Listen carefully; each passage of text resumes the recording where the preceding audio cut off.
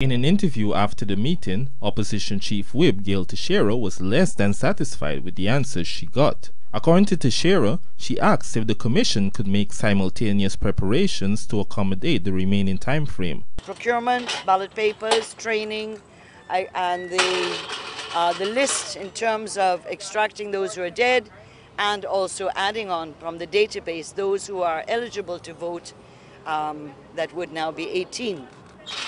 The commission did not answer that, except that Lowenfield had some concerns about the training.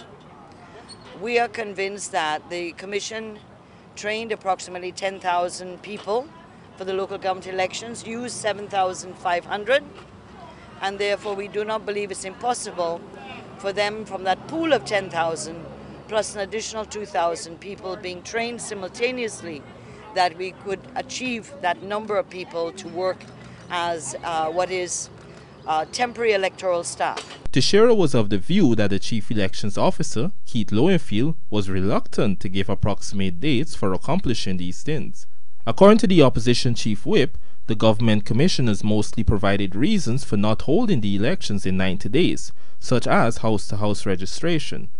She noted that this exercise could delay the elections by as much as 8 months. Asked if there would be a compromise to avoid outright house-to-house registration, Teixeira said that the other side seemed to have no interest in compromising. What is very clear from the meeting today, they do not wish to. The government representatives and also Minister Amna Ali have no interest in any kind of compromising position.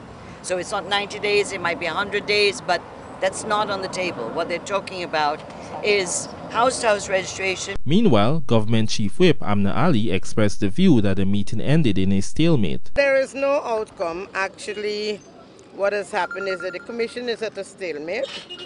No decision has been made. Our purpose of being here is to be apprised by Gecom what is the state of readiness for the elections. You had arguments for and against, and so that is why they ended in a stalemate.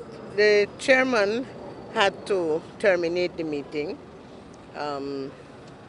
because, it was going nowhere.